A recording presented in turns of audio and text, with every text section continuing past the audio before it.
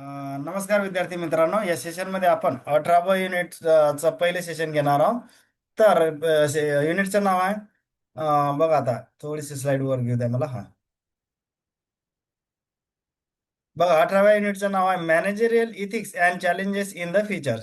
आता बघा की जे विद्यार्थी मित्र पहिल्यांदाच माझ्या चॅनलला व्हिजिट करत असतील किंवा येणाऱ्या रविवारची जे आय टी प्रिन्सिपलची गडबडची एक्झाम देत असतील, त्या विद्यार्थ्यांना रिक्वेस्ट आहे, जर आपले काही लेक्चर किंवा ऑब्जेक्टिव्ह चांगले वाटत असतील तर चॅनलला सबस्क्राईब करायला विसरू नका. सबस्क्राईब करायला कुठलेही पैसे लागत नाही विद्यार्थी मित्रांनो, तिथं कंजूसपणा दाखवू नका. तर बघा, कुठलाही टाइमपास न करता लगेच सेशनला सुरुवात करू. क्वेश्चन नंबर 1 काय सांगितलं आपल्याला की ethics and morality deals with the good or bad, good and bad or right and wrong, but ethics is. बघा आता काय सांगितलं, पहिलं option social perspective, individual perspective, आणि तिसरं ऑप्शन 1 अँड 2, आणि चौथं नन. तर बघा, इथिक्स जे असते सोशल पर्स्पेक्टिव्ह असते. बघा आता बऱ्याच वेळा काय होते की लोक इथिक्स मोरॅलिटी हे सिनॉप्सिस किंवा समानार्थी अर्थाने वापरतात, परंतु तसं नाही.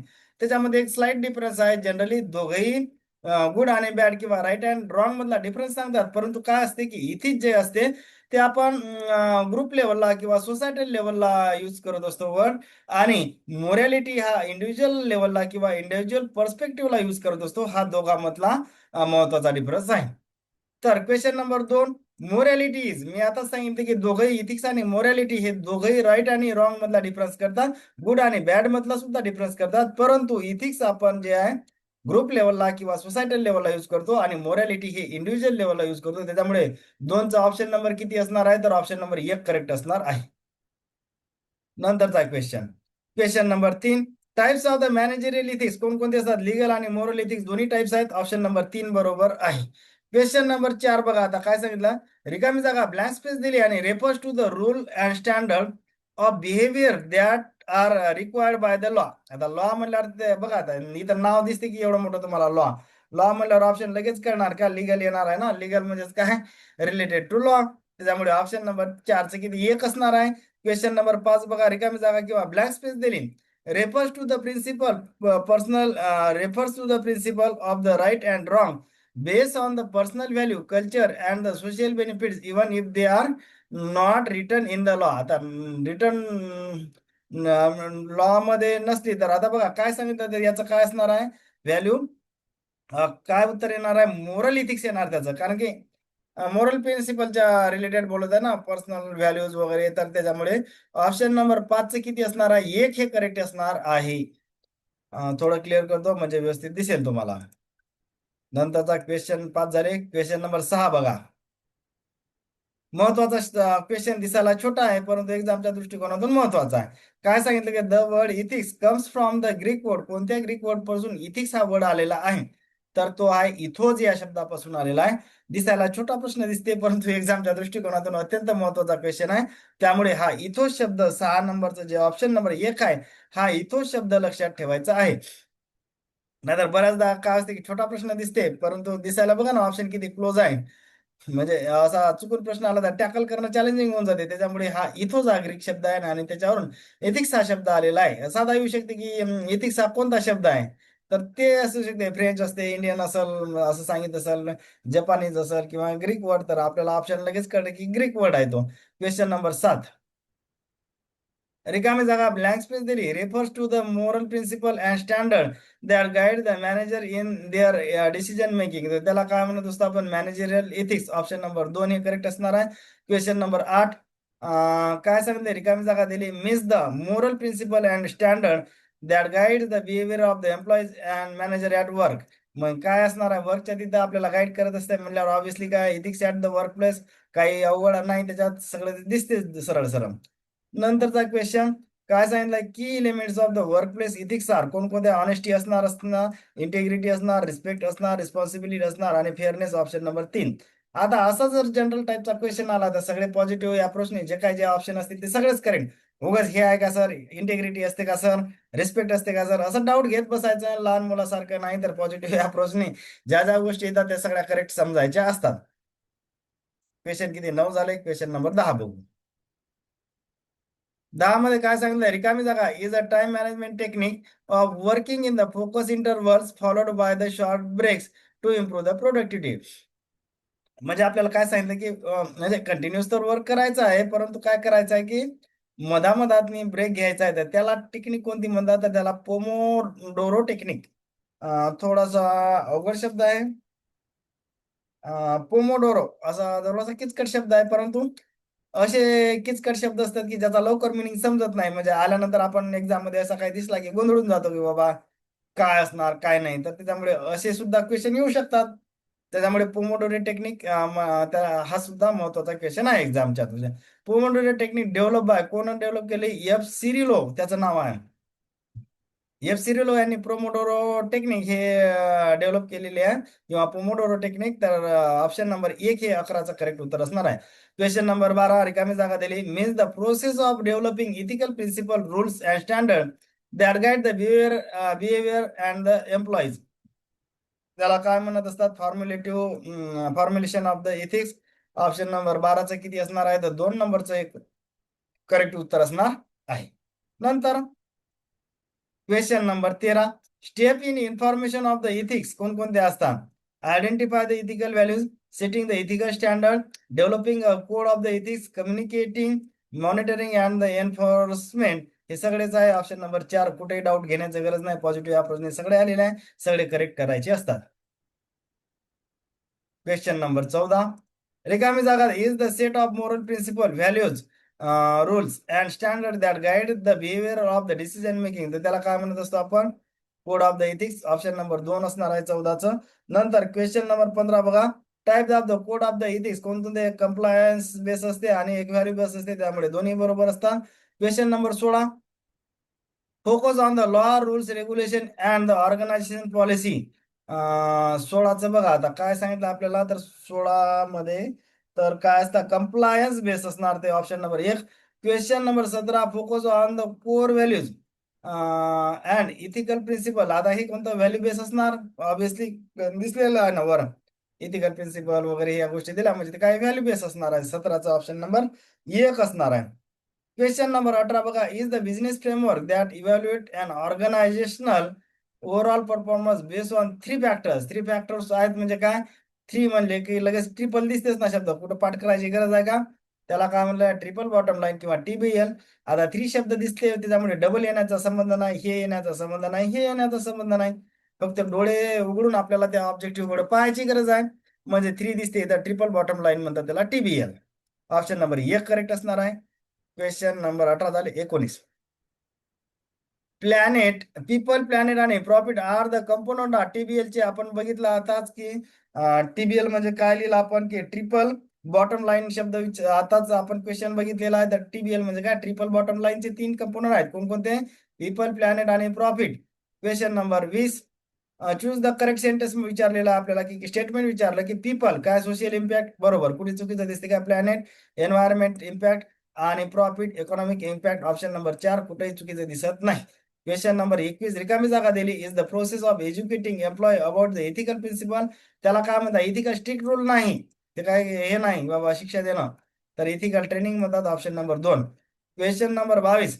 Objective of the ethical training develop the ethical awareness, promote the ethical behaviour, improve the ethical decision. बरं का? आता असं साधं जर आलं की objective of the ethical training जेवढे जेवढे पॉझिटिव्ह या प्रश्नी आहे तेवढे सगळे आता 3 लिहिले म्हणून 3च असणार आहेत का? नाही. n नंबर ऑफ ऑब्जेक्टिव्ह असणार आहे. पॉझिटिव्ह अप्रोच नाही, जे जे येतील ते सगळे करेक्ट करायचे आहे. उगाच डाऊट घ्यायचं गरज नाही. ऑप्शन नंबर 3 करेक्ट आहे. Question number 23. अँड रिकामी जागा दिली. Occurs when two ethical values and principle conflicts with each other making it difficult to decided what is right. तर त्याला काय म्हणतो आपण? इथिकल डिलेमा म्हणत असतो. म्हणजे काय की 2 इथिकल व्हॅल्यू मध्ये जर आपल्याला म्हणजे हे झालं डिस्प्यूट झाला किंवा कॉम्प्लीट झालं, त्यावेळेस काय होतं की म्हणजे making it difficult to decide what is right. त्या दोन मधलं कोणतं इथिकल व्हॅल्यूज किंवा इथिकल प्रिन्सिपल हे रॉंग आहे हे ठरवणं फार अवघड होऊन जाते. तर तशा केसला आपण डिलेमा म्हणजे काय? मराठी ज्याला पेच प्रसंग किंवा कोंडी किंवा एखादा कोड म्हणतो, तर त्यावेळेस त्याला आपण इथिकल डिलेमा असं म्हटलेलं आहे. किती झाले? 23 झाले क्वेश्चन. नंतरचा क्वेश्चन घ्या आता लगेच. 24. रिकामी जागा दिली. Means the process for of developing ethical principle rule standard that guide the behaviour of the manager and employee. त्याला काय म्हणलं आपण, फॉर्म्युलेशन ऑफ द इथिक्स. मला वाटतं हे डबल झाला क्वेश्चन. बरं ठीक आहे, जाऊ द्या. 24चा किती नंबरचा आहे? 1 नंबर ऑप्शन असणार आहे. नंतर question number 25. Ways to minimise the ethical dilemmas, establish the code of the ethics, बरोबर. Provide the ethics in the training, बरोबर. एनकरेज द ओपन कम्युनिकेशन, बरोबर. तिन्ही बरोबर आहे. 4चा ऑप्शन बघा, 1 2 3, त्यामुळे हे उत्तर बरोबर आहे. म्हणजे असं बघायचं एक्झाम मध्ये काय करायचं की व्यवस्थित बघायचं, नाहीतर एक दिसलं की लगेच टिक करून बसायचं नाही. खाली बघायचं 1 2 3 आहेत ना, म्हणजे त्याच्यामुळे तर आपण कोणतं आन्सर घेणार यातलं ऑप्शन नंबर 4 हे करेक्ट उत्तर असणार आहे. Choose the correct. आता बघा, हा जो क्वेश्चन आहे हा फार एक्झामच्या दृष्टिकोनातून महत्वाचा आहे. जर आपण क्वेश्चन पेपर बघितले, राज्यसेवा असू द्या, त्यामध्ये असा हे जे काही थिअरी आहे ना, याच्या बेसवर बऱ्याचदा क्वेश्चन विचारलेला आहे. आयटी प्रिन्सिपल जे 18 फेब्रुवारीला एक्झाम झाली त्यामध्ये सुद्धा क्वेश्चन आलेला आहे याच्यावर. म्हणजेच हे जे काही पाचही गोष्टी आपण बघणार ते एक्झामच्या दृष्टिकोनातून अत्यंत महत्वाचे आहेत. युटिलिटरिझम थेरी म्हणजे काय, आउटकम बेस असते. नंतर deontology theory duties rule obligation base असते. राईट बेस म्हणजे काय, protection of the fundamental rights असते. नंतर जस्टिस इथिक्स म्हणजे काय, फेअरनेस इक्वॅलिटी. व्हर्च्यू बेस म्हणजे काय, गुड कॅरेक्टर आणि मोरल. हे सगळं बरोबर आहे. ऑप्शन नंबर 3 असणार. हे एक्झामच्या दृष्टिकोनातून अत्यंत महत्वाचा क्वेश्चन आहे. जर राज्यसेवेचे पेपर बघितले तर बऱ्याचदा प्रत्येक मेन्स मध्ये याच्यावर क्वेश्चन आलेला पाहायला मिळतो. तसेच जर आयटी प्रिन्सिपल चा जे 18 फेब्रुवारी 2026 ला पेपर झाला त्यामध्ये सुद्धा युटिलिटरिझम याच्यावर विचारला क्वेश्चन. या 4 थेरी विचारले नाही. होऊ शकते की भविष्यात याच्यावर क्वेश्चन येण्याचे चान्सेस आहेत.